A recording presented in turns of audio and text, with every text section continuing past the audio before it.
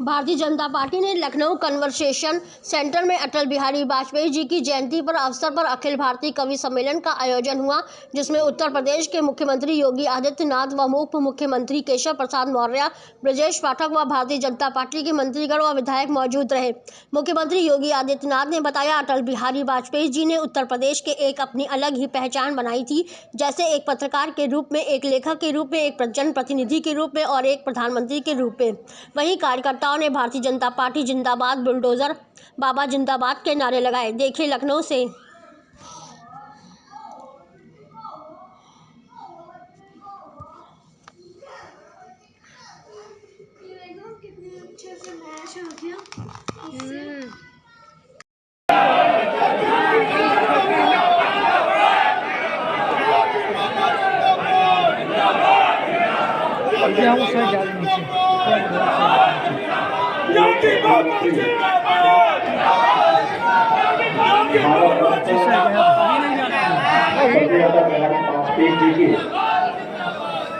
पावन जयंती की पूर्व संध्या पर आयोजित इस राष्ट्रीय कवि सम्मेलन और आज के इस कार्यक्रम में मंच पर उपस्थित प्रदेश सरकार में मेरे वरिष्ठ सहयोगीगण, उप मुख्यमंत्री श्री केशव प्रसाद मौर्य जी, उप मुख्यमंत्री और इस पूरे कार्यक्रम के आयोजक और संयोजक श्री ब्रजेश पाठक जी,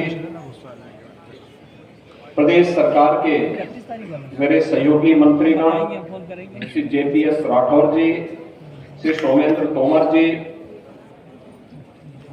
पूर्व मंत्री और माननीय विधायक श्री आशुतोष टंडन जी, श्री योगेश शुक्ला जी, अम्बरीश पुष्कर जी, श्रीमती जय देवी जी, महापौर श्रीमती संयुक्ता भाटिया जी, विधान परिषद के गोरखपुर से, ये एक कवि है जो मुंबई रहता है, गोरखपुर से है ये भी, लेकिन इसको मुझे लगता है महाराज जी ने इसे खाद पानी नहीं दिया, विकास नहीं हुआ है इसका।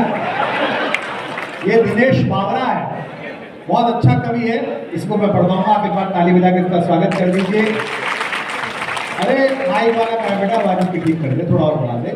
ये सुदीप भोला है जो मां नर्मदा के किनारे से आए हैं, जबलपुर से, और नेताजी लपेटे में आपने देखते हैं काफी लोकप्रिय कवि हैं। एक बात हमारे परिवार की एक बिटिया जिसका यश इतना फैला है कि प्रधानमंत्री से लेकर सभी मुख्यमंत्री गण, नेता, अभिनेता सब जिसके विषय में प्रशंसा करते हैं। मुझे बड़ी प्रसन्नता होती है महाराज जी, आधी रात एक बड़े स्टार का फोन आया एक दिन मेरे पास कि भाई साहब टीवी पे क्लिप देख रहा हूँ, एक बच्ची को आप पढ़ा रहे हैं, कह रहे हैं मेरी भतीजी है, वो आपको चाचा जी कह रही है। मैंने कहा हाँ हमारी बिटिया है। भाई साहब मैं एक फिल्म बना रहा हूँ, राष्ट्रवादी तेवरों की भुज, मुझमें उसकी कविता ये वाली इस्तेमाल करनी है। और फिर वो कविता अजय देवगन की फिल्म में इस्तेमाल हुई। पूरे लखनऊ का गौरव न केवल हिंदुस्तान बल्कि हिंदुस्तान से बाहर पहुंचाने वाली इस देश की एकमात्र ऐसी आवाज जो बिना विवाद के स्वीकार की जाती है, लाल किले से लेकर हृदय तक। मैं चाहता हूं एक बार पूरा सदन कविता के सम्मान में जोरदार तालियां बजाएं। ये हमारी मंच की शोभा है, हमारे घर की लाडली है। हेमंत पांडे कानपुर से आया है। इस प्रदेश में 3 जगह हैं, एक इलाहाबाद, एक बनारस, एक कानपुर। इलाहाबाद और बनारस ज्ञान की खोज में रहते हैं। कानपुर अकेला शहर है जिसे कंफर्म है कि हमें मिल गया, वहां ज्ञानी ही पैदा होते हैं। क्या लगेगा आराम से बहुत, पर बवालियों को योगी जी अपने हाथ से लगाएंगे।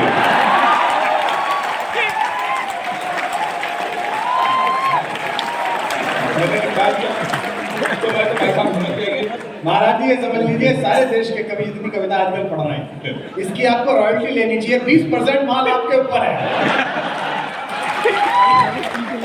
अब आप समझ गए होंगे हमारे कानपुर के लोग कितने अद्भुत हैं, इतने अद्भुत आपको पूरे हिंदुस्तान में कहीं नहीं मिलेंगे। मैंने जीवन का सबसे बड़ा पाप ब्रजेश सर एक दिन ये कर दिया कि कानपुर वाले से टाइम पूछ लिया।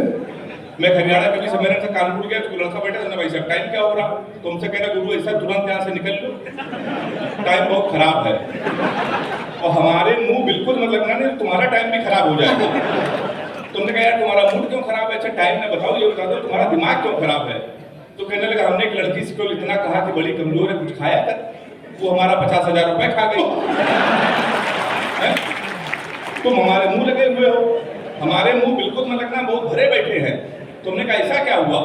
कहने लगा भाई साहब एक लड़की के चक्कर में 5 साल से लगे थे, हम उसको दुनिया की सबसे मर्यादित और सबसे संस्कारित लड़की समझते थे, हम उससे प्यार हम समझते थे, अभी हमसे प्यार करते हैं, इससे प्यार करते हैं। तो हमने कहा इसमें हुआ क्या?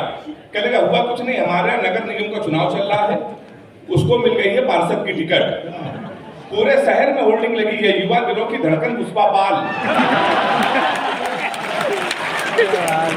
तुम सारे हमसे टाइम पूछ रहे हो?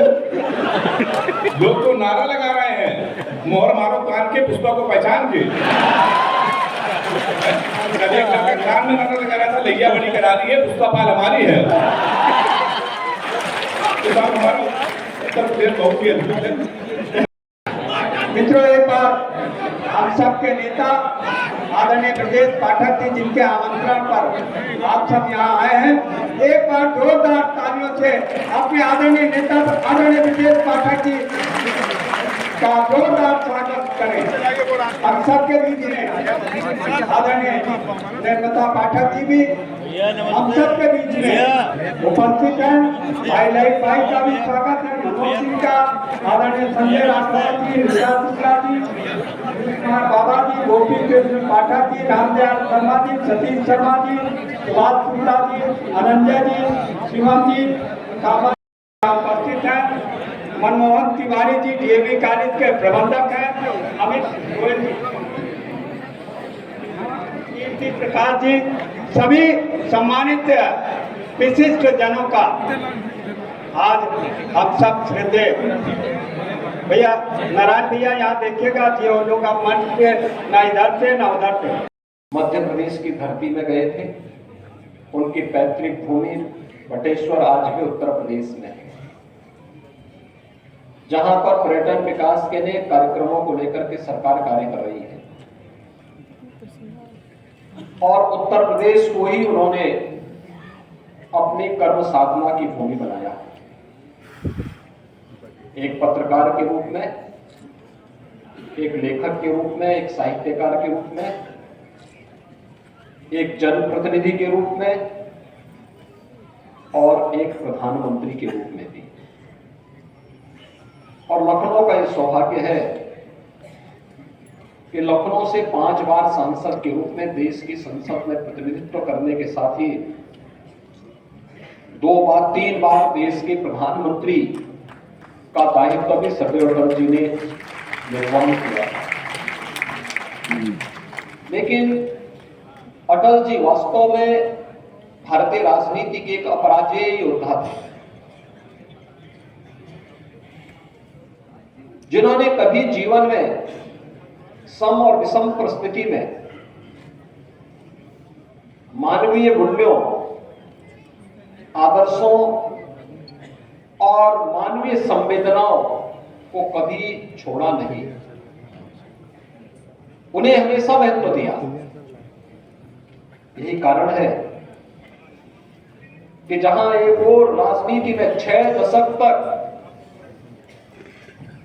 लगातार मूल्य और सिद्धांतों की राजनीति पर विश्वास करते हुए पूरे देश के अंदर जब भारतीय जनता पार्टी या भारतीय जनसंघ के बारे में इतना ज्यादा विस्तार नहीं था, जब कोई सोचता भी नहीं था कि भारतीय जनता पार्टी की सरकारें आएंगी या भारतीय जनसंघ सत्ता की